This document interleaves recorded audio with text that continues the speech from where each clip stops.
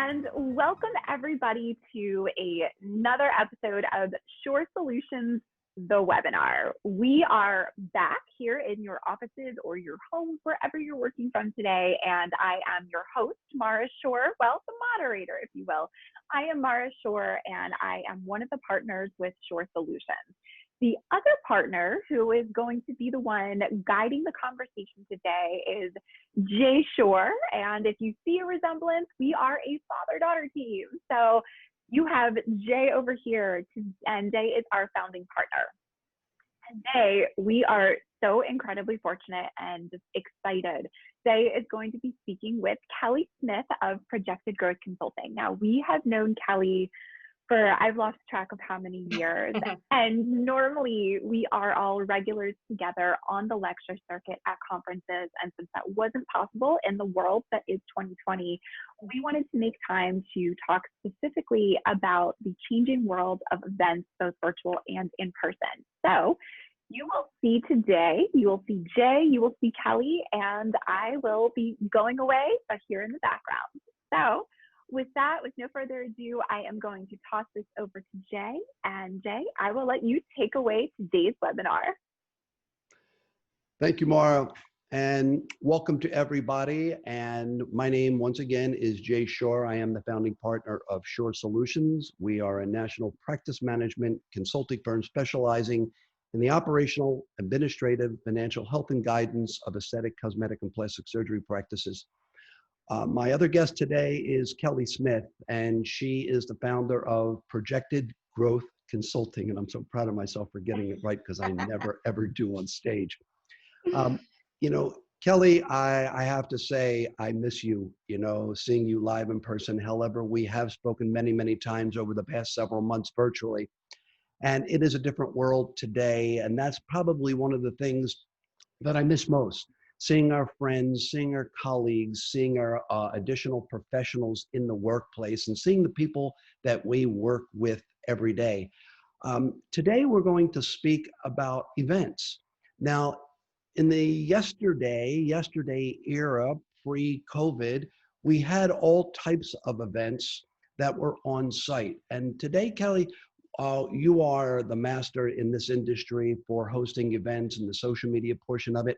And what I'd like to discuss today is, how is marketing of a virtual event different than an in-person event, both internally and externally? Because we have advertising, we had advertising, and then I want to get into the different types of events that we do.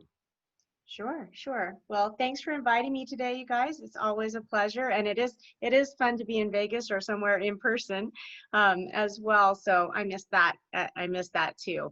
But I really am so surprised to see the success of virtual sales events that we are finding across the country. We still are doing, now that markets are opening up, I think we had 33 last month and 33 this month. So on-site events are happening, but the virtual events are definitely very popular. And the difference really is, the benefit to a virtual event is you can fill it in a couple weeks instead of 4 weeks. So typically, if we market an on-site event, we like to give it a full 4 weeks to advertise the event on social media, email, videos about the event, and reaching out online, setting up Eventbrite and things like that. And it takes that 4 weeks.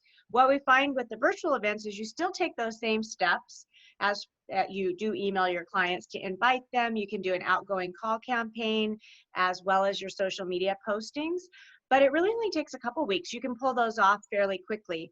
Your staff's not trying to ready the facility and not trying to change their hours for, say, an evening event. So the logistics in it, as far as the advertising and getting people there, are probably a little bit simpler. We tend to pick different images to make sure that people realize it's a virtual event. So we might put someone in front of a computer sitting and relaxing, and making sure that they realize that it's not in person. So that's really the biggest benefit, is you can do it quicker, but you do want to position it a little bit different. And we'll get into some of the pre-qualifications and things like that, because there is some upfront work that's a little bit more of a heavy lift with virtual than what we find with the on-site events. Well, with that being said, what do you think is going to happen when we all start actually coming back into our offices and everyone gets so comfortable with the virtual and people don't have to leave their homes and the timing could be anytime. You don't have to have the hour drive to there, the hour drive back, if that's what it is. What do you think the future of virtual events will be? I personally think it will continue. Right. Well, what we're still seeing in the open markets, requests to do virtual events and teach people how to do them. I don't think they're really going anywhere because I think the consumer comfort level with virtual solutions out of necessity has grown so much, and there are so many benefits to them. When we look at events, planning an event, I really always get back to what's in it for them. You know, how do you see it from the client's side? We know the benefits for the practice. You're getting through a lot of consults quickly, you're booking cases, but what's in it for them? So that's where, you know, that grand prize and the special pricing comes in and all the reasons why people would attend an event. I don't see those going anywhere. And the virtual consultations and virtual events and e-commerce, I think we're already somewhat happening with telemedicine and of course the online stores, but it's grown, you know, 100%, probably a great deal more than that. But I don't think that it's going to go away because it's convenient and it works to the benefit of the client. If the client can watch the event on demand and still get the same opportunities, which we usually try to make about a 72-hour time frame when we send out the event after the event to those people who RSVP'd but maybe didn't make it to the event, they can still do a consultation if it's within 2 or 3 days of the event. So one of the differences is you can open up your consultations even for a week if you want to after your virtual live event when you send that recording. And you can't really do that with a physical event. Physical event, you really want to let them know up front, you know, if this is something you want to move forward with, if this is the right solution, right service for the right price, and the doctor thinks this is a good solution. You know, are you wanting, yeah, would you like to put your deposit down for the event only pricing? So this gives you a little bit more time because those people that maybe didn't show for some reason, they respond to the recorded version of it and they'll call in for a consultation and ask for the pricing, and that kind of gives you that opportunity to sell for many more days. And we really, you know, at a physical event, you'll give a 24-hour hold courtesy, something like that, but you don't get that added benefit. And then of course you can reuse a virtual event if you record it and then you want to use that instead of doing that live. If it's, say it's a feminine health event and you might want to do it quarterly, you can open up the Q&A live, but you can use that first part so you're not recreating that 45-minute presentation every time. And so that's a benefit as well. So I think that virtual solutions are a benefit both to the clinics and to the patients. So I would be surprised if they go anywhere. I really see virtual events even accompanying a live event, giving people the choice of which way they would like to attend. And you can do that by filming the event while you're doing it on, you know, doing a live broadcast of it. So it really matters where people live, how comfortable they are, whether they might have a reason to be more concerned with comorbidities and coexisting conditions where they really don't want to go in.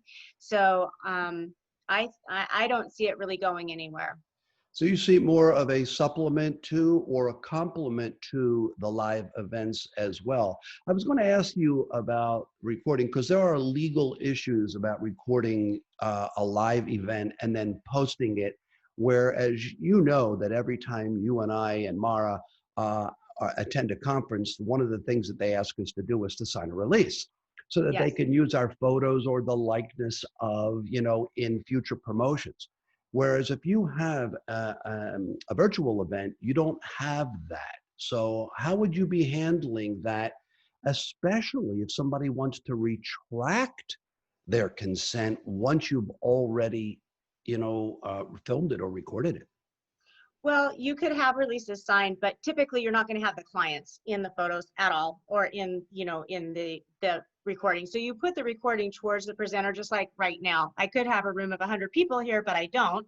But you can always shoot over the back of people's heads, or you really want to, you need to have your presenter in frame, which doesn't give you a lot of opportunity to widen out your shot or anything like that. So it's, you know, when people come to events, the HIPAA thing is interesting because obviously they're sitting there physically with people they know or don't know. They're in the room. They're all in the room together. So the HIPAA compliance and events is a tricky area because they waive all HIPAA really when they walk in the door. They could run into their neighbor. They could run into, you know, any number of friends or relatives. But if you're going to broadcast it, typically you're really only showing the presenter, the before and afters. You're doing that consultation. You're not shooting the crowd. Yeah, you said that you could shoot over them or from behind them, but people would know the back of my head. They may not know the back of yours. Yeah, that's true. So, And you can just go right over the top of people. But yeah, I don't really think that you'd be wanting to show the crowd. I think it's more about you want that speaker speaking directly to them, hopefully resonating with them and, you know, coming through the computer. So I think you could avoid that altogether. yeah, you know how we have these events and there's always the people, I call them the foodies, all right? And we've had so many of them. I've had them myself and I've been to other events, and whether it's the wine and cheese or the hors d'oeuvres or the little finger foods that in the past days that the reps used to provide the food, and there were people that had an interest per se about the procedure. They just don't know if they want to do it now. And naturally, you know, you having done so many of these and posting the amount of revenues that some of these events can actually achieve means that they've got to make that decision tonight. Maybe you'll give them the 24 hours. How do you, as a practice, how do you convert that undecided person that comes to that event to attract that revenue today, tomorrow, whatever? And how do you attract them to become a paying patient? Well, I think that those are all really good questions, and there's a lot in there to unpack. I guess if you start with the how do you convert people that aren't really sure? If you do a really good job on your pre-qualification, the game is won or lost before the event starts, essentially. It's so much in the preparation. It's in the scripting, the qualification, the walking them through, hey, make sure to look at our website, look at the before and after pictures. This is your chance to have a one-on-one with the doctor, so make sure you have your questions ready. When you limit the amount of people that are going to attend an event by the pre-qualification, which is where the heavy lift is more so with virtual even than physical events, we find is getting them set up for that consultation. Because an open house is typically people come in and they look at everything you do, you might offer some specials, and they may or may not, you know, purchase that night.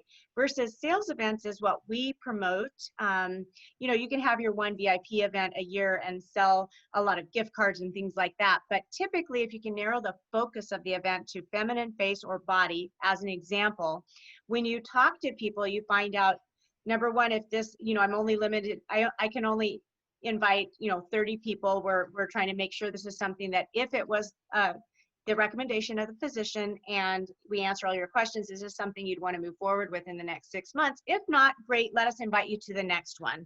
Right. So you do, you know, create that urgency. And of course, the other thing that converts them oftentimes is the event only pricing. So I really don't see a lot of medical denials or so many looky-loos at the events. I think people value their time. They might come to see friends and things like that, but typically we don't see a lot of people coming just for the food or just for the prize. I guess their time is more valuable than that. But the sales event is specifically to go through a consultation in the round as if you were sitting one-on-one with me. So I want to make sure that I am helping them through the decision tree by giving them all the necessary information it would take for them to decide to move forward. That's the presenter's job. That's the event's job. Now, before that, you've let them know what the deposit's going to be. You've given them things to look at as far as resources to explain more about the services, your own before and afters, your website. The more prepared and the more work you do up front for these clients when they show up, that's what creates a high closing ratio. So the scripting, the what to expect at the event, how to do some research to come with your questions. By the time they get there, if you do a good job in the consultation in the round and you explain what to be aware of, you share photos, you talk about what to expect pre and post treatment. When you do a really solid job at that, that really opens the door and takes someone that might have even just been stopping by for the free snacks, and they were kind of interested in it. But if you've got a really good message and a good salesperson, a good consultant there that's reaching them on an empathy level, you know, your closing ratios can be very, very high. And it's all taking the customer through the journey like you would do one-on-one in the office, but you're just doing that in a group format, and then doing more of a mini consultation to talk about their specific medical concerns, what exactly their pricing would be if it's a variable pricing kind of service. And then the physician or the medical person doing that screening saying, you know, I do think this is the right service to address the concerns that you have. And when they get all those things together, typically you're going to get, you know, an 80% or better closing ratio at these events. Which brings me to my next question then. When you have face-to-face, I've always been a believer that if I have the opportunity to look at you eye to eye, I may probably be more convincing. You will sense there's a sense of trust. There's that sense of respect, integrity, honesty. You're going to believe me because I'm going to come off very genuine and very authentic and very caring to you as a person to person, as a patient. So it's a little bit different virtually because you may not actually have that one-on-one. So which services will sell virtually and which don't convert and don't translate, and why? Because I always believe in the power to upsell the upsell. Now, you bring up a very good point. When you're going to have, instead of an open house, when you have a specific topic subject in mind, vis-a-vis feminine health, that's the purpose of tonight, face, body, versus the open house, they come in to see everything that you do. Hey, let's sell a little bit of Botox. Let's sell a couple extra gift cards versus a specific subjective matter. So virtually, which sell, which don't, and why? That's a great question. And so far, we're finding that it all sells virtually. You can really connect if you're doing a good job. You tend to have to be a little bit more exaggerated, you know, having more fun. You really need to resonate with them. And then, of course, you are talking to them one-on-one and seeing each other during the consultation. So you do have that element. What we find in events, even if it's, say, a narrow event like feminine, you can do your basic package, your package plus Botox or toxin, your package plus a toxin filler. You can do set add-ons that are choice A, B, and C, essentially to keep it pretty simple. So we always put the add-ons in there as an easy option to go to the next step. You know, these VIP events where it is existing clients and you structure it with different rooms so they can learn about everything and they get like a 20% discount on anything they pre-buy, or they pre-buy gift cards.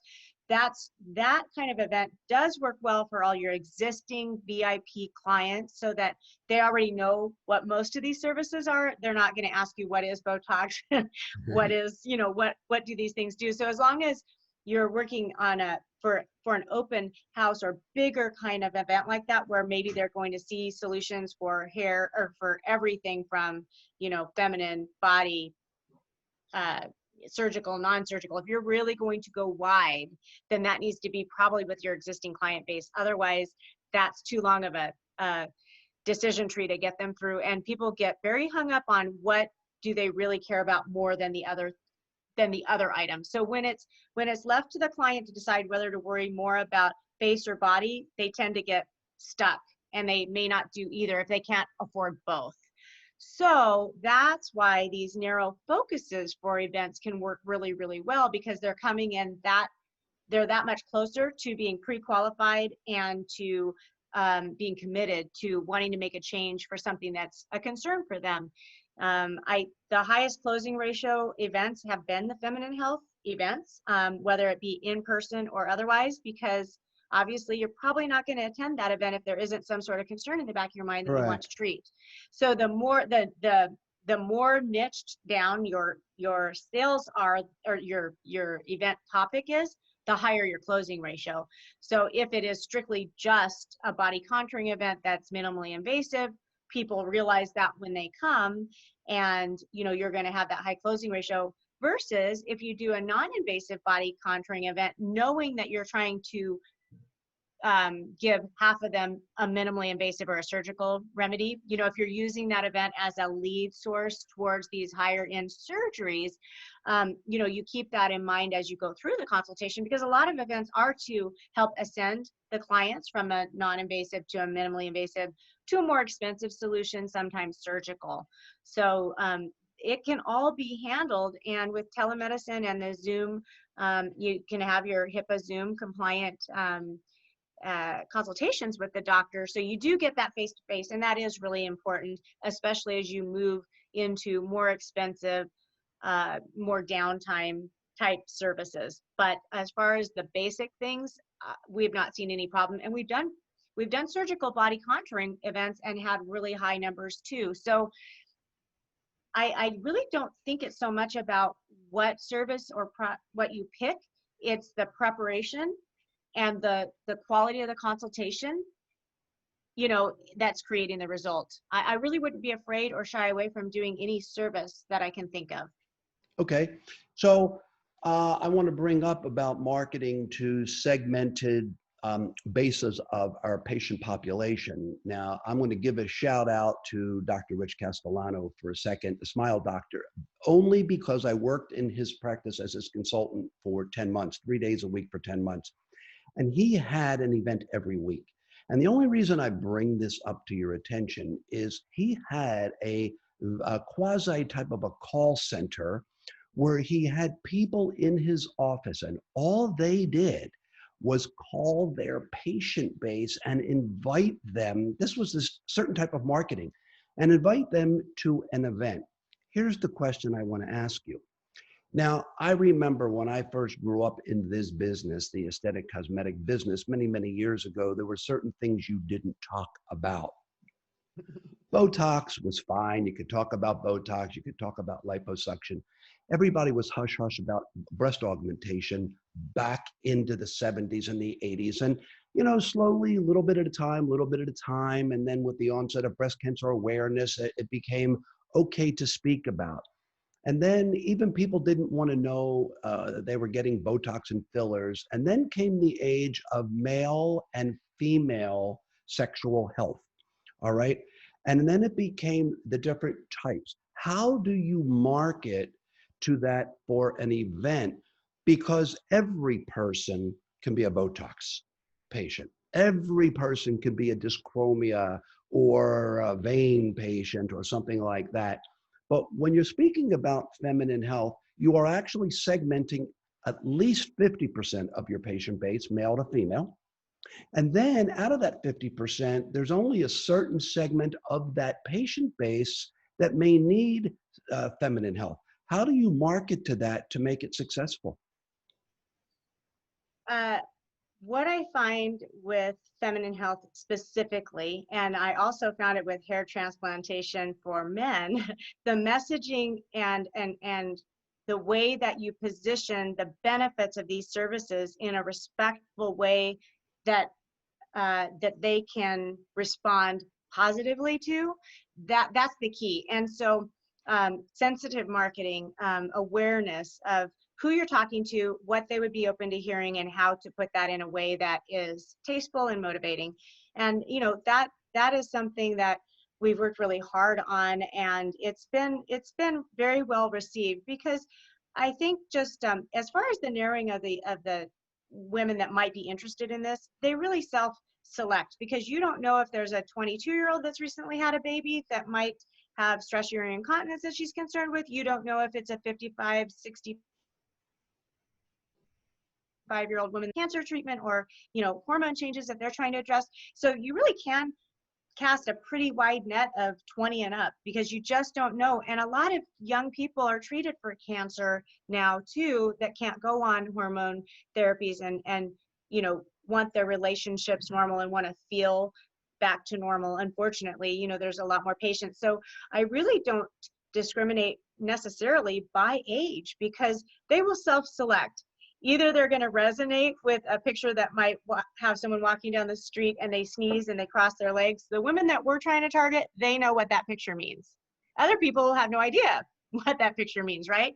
Same thing if we might show someone jumping on a trampoline. Why would you do that? Well, the people that we're targeting understand why those images are there. So it's you just have to be very smart about it and strategic about what message you're sending out there. And we found that it's really 20 to 80 of the age group that women might want to come to one of these events and learn what's possible. So, And if it isn't for you, you may have a friend or family or a colleague who you may have discussed that with in the past, and you could be a referral agent for that, for someone that might have an interest in that.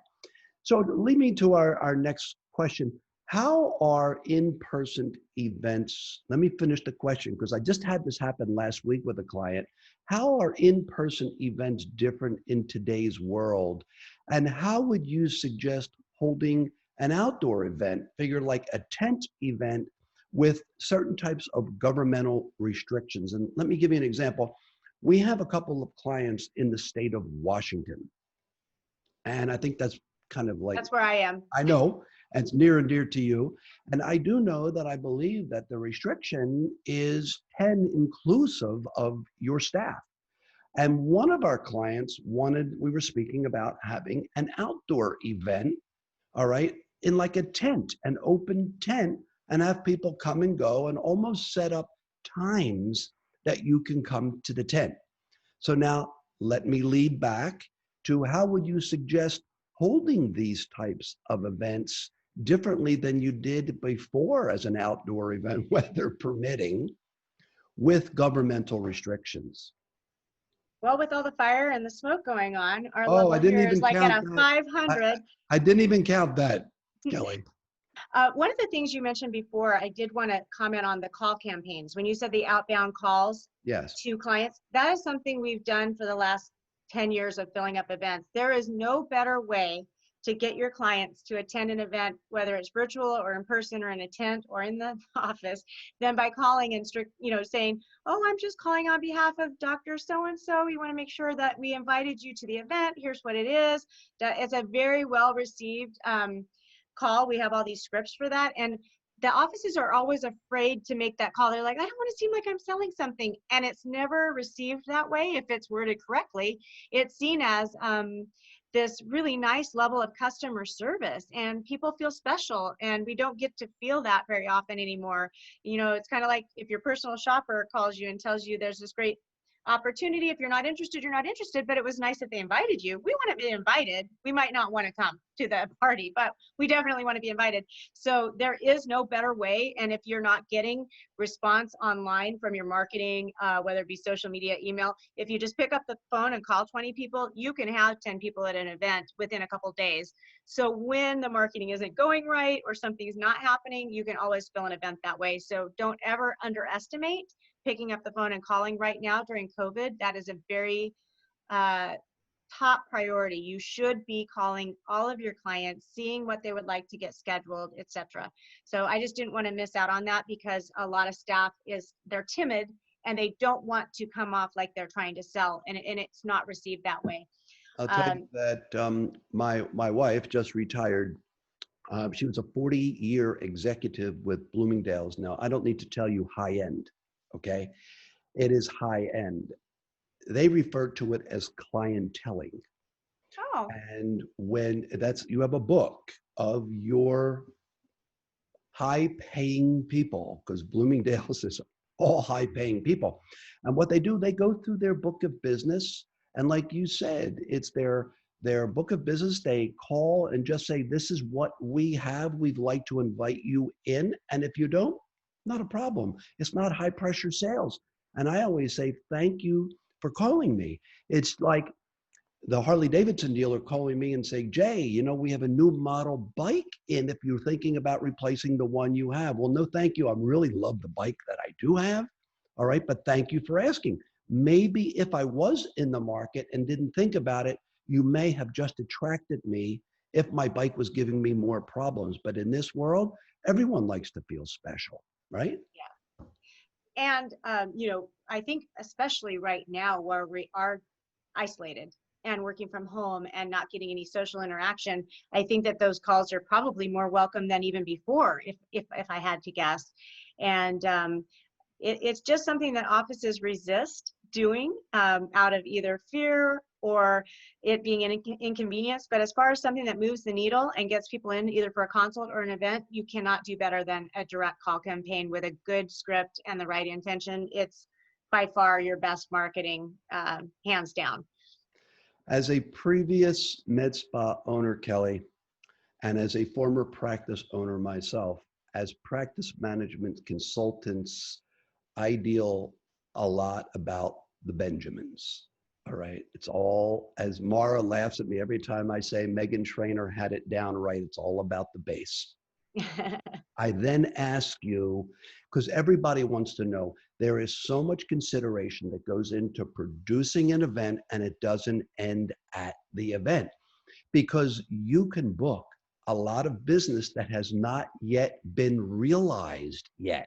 You're getting all the revenue, but you have not sold the click, you haven't sold the cycle, you haven't sold or paid for the units of Botox or Jeuveau or Dysport. I want to be fair to everybody, or any of the hyaluronic acids. What should I take into consideration financially for an event, whether it's the actual production, the man-lady hours, the marketing, the post-production hours afterwards, expenses and income, and what's the profit ratio that I could come to and expect from this? Kelly, you and I have been doing this on site at these a long time, and we both go back and forth with sharing about dollars and cents on the plus and minus. Give us your best take on what do I take into consideration, income, expense, and what margin can I expect?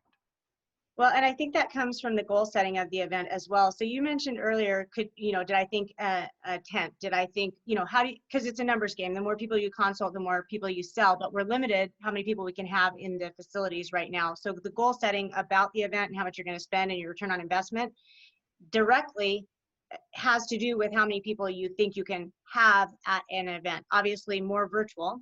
But what we've been doing for our on-site events is we'll set 2 or 3 times for smaller events for like 5 or 10 people to be there. That works really well.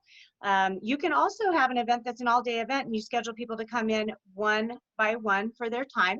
And it's just an all-day event, which we did for years with NeoGraft. Men don't like to come to a group consultation about hair transplantations. We learned that the hard way. And so, the one-on-one, it depends on how open people are about what they are seeking treatment for. And I would say that's a personality thing for men and women. Yeah, grass doesn't grow on a busy street is what I always say. There you go. Half full. I like it. So I think that if you set your goals, I think that one of the things that people make an error in is they discount too much for their event pricing, and they haven't taken into consideration their costs. And as you know, 70% of the businesses really don't understand their numbers and don't even track their numbers. So it's going to be the rare few that are looking at this with truly understanding their numbers and their cost of goods. So, if you're looking at a injectable event and your cost of goods is 50%, you need to really pay attention to what sort of specialized pricing you're going to offer and what you bought things at. Same thing with things that might have a per click or that disposable cost and other things that don't. So often when we create door prizes and we create cross promotions, what we're looking for is what has a high perceived value that doesn't cost you much to render. And even better if it's in a series, a couple appointments, because we know the more times people come in, the more loyal they are to your facility, and your true profit grows from retention. So marketing's getting people, growing people, and then retaining your clients, because it costs so much more to get a new client. So we all, understand that principle. So we take people through quite a planning process to really come up with what do we want the door prizes to be, because that's a soft way of selling. You can tout all the benefits of this service because some lucky person's going to win it, and it gives me a chance to sell everything about toxins, what you could do with toxins, what you could do with fillers, right? Because someone's going to win that. So we have the luxury where we can kind of pitch it And so it's a soft sell. We're not directly selling it to everybody, but we totally are selling it to everybody because only one person is going to win. So it's that sort of logic as you go through and you plan your event. So what we usually do is if you're going to have 30 RSVPs, we've been tracking these numbers for years. Usually that means 22 people are going to be there on average. And, 11 to 12 people, about 50% will buy. So when we do an event, we set a goal for booking 10 cases. If your average case is $3,000 or $4,000, then your event goal is that $30,000 to $40,000. But you've done the pricing before, so you don't over discount and ruin your profit margins, in there as well. It's still, other than the marketing, and emailing, which you're already posting on social, you're already emailing. All this is a different message. Whether it's 2 weeks or 4 weeks, it's not changing your cost.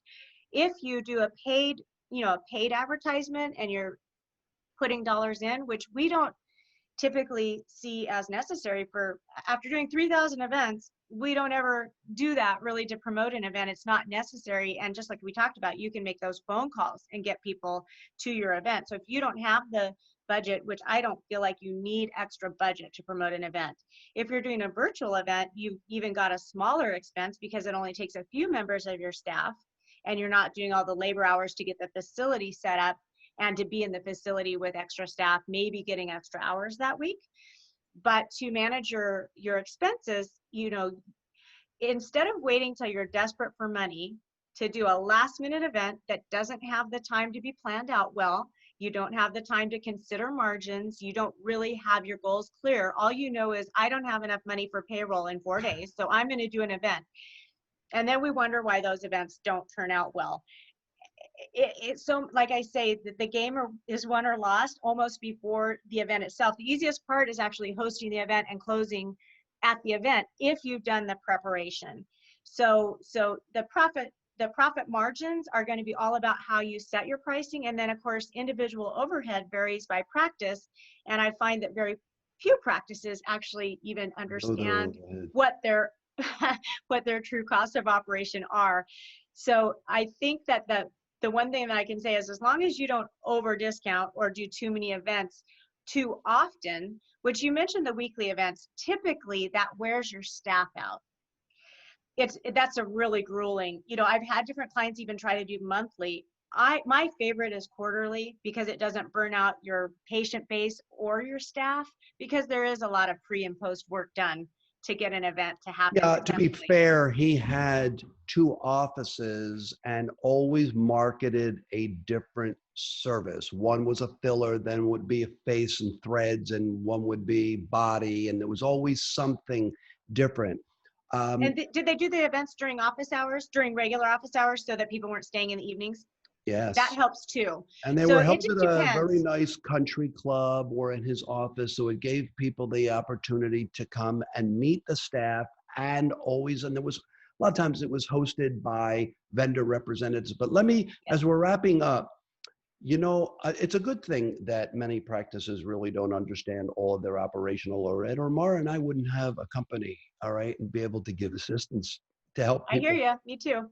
I always hear my son has a friend who knows how to do a website. We have a neighbor that knows how to do that.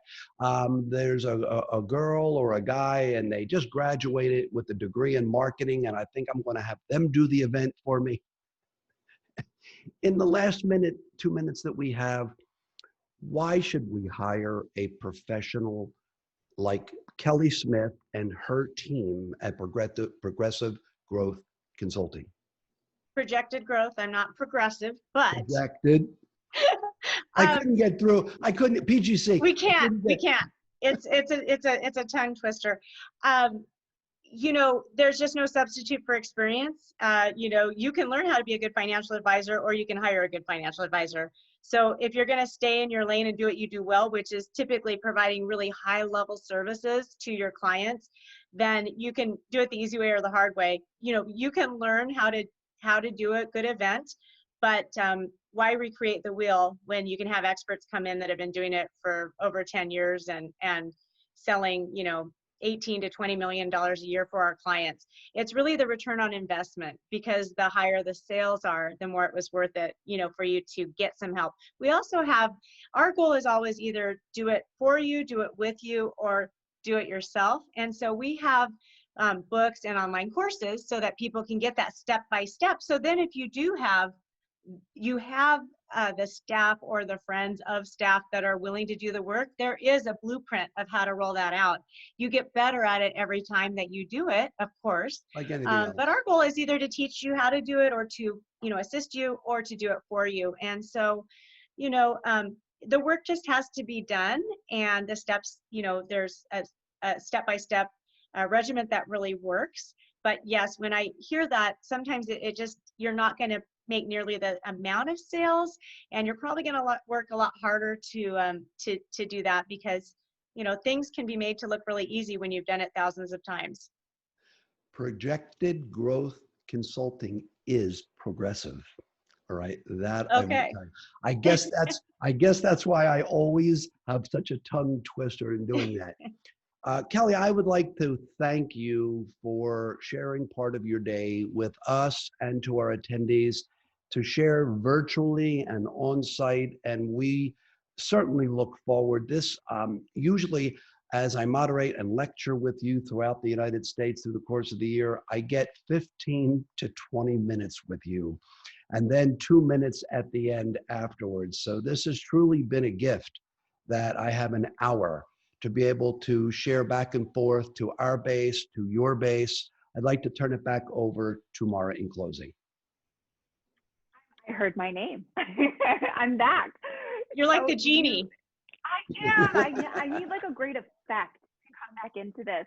So thank you. You both did such a great job. I always love sitting and listening. And Kelly, even though we've been lecturing together for so many years, being able to hear what's going on today, right, in the state of what's currently going on in the, not just the economy, but with the world. And so even up to the point of what's going on with fires and how does that affect things? How does COVID, I mean, we look at all of this, the world is different than it was the last time we saw each other. The world is different than it was a couple of months ago. So I love this. And I'm going to do a screen share so that everybody is able to see. If you are looking for more education, we do offer not just our webinar, but we do offer a podcast series. So this week's episode on Shorr Solutions, the podcast, is on how to hire your next rockstar team member.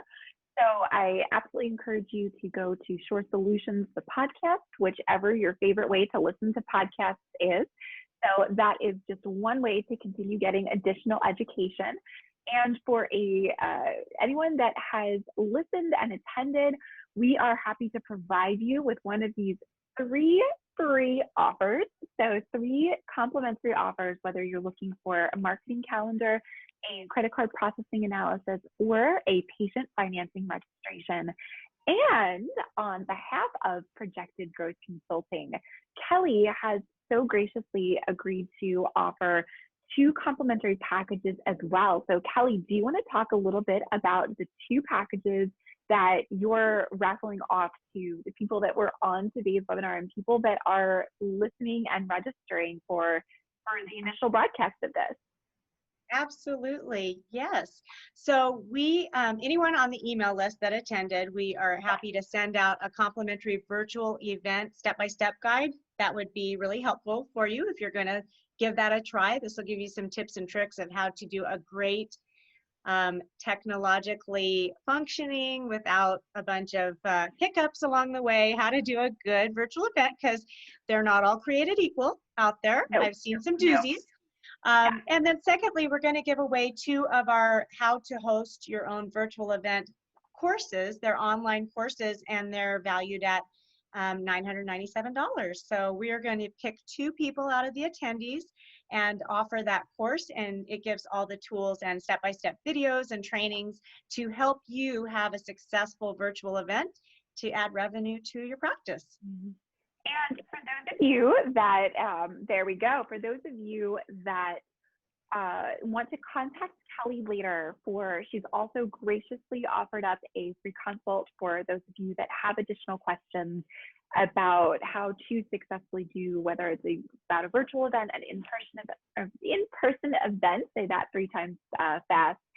And if that's something that you're interested in, Kelly has graciously offered that opportunity. So if you have questions about the items she's raffling off, about the event guide that she has graciously offered, or you're looking for your free consultation, then I encourage you contact Kelly. The information is on your screen. So Kelly at projectedgrowthconsulting.com, or go online to projectedgrowthconsulting.com.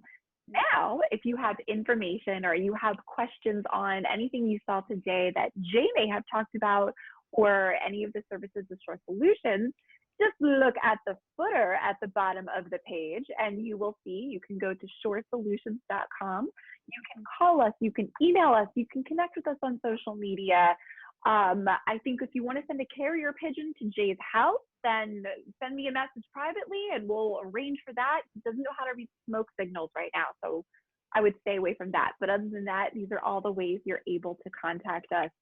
And thank you both so much for offering so many pieces of great information today. I know that our audience, I'm sure, loved it as much as I did. So to Jay, to Kelly, thank you so much. And thank you all for attending another session with Shorr Solutions, the webinar. Thank you, Kelly. We miss you. See you next year sometime, I hope. Thank you. It's nice to see you guys again. Okay, bye. Thank you. Bye, everyone.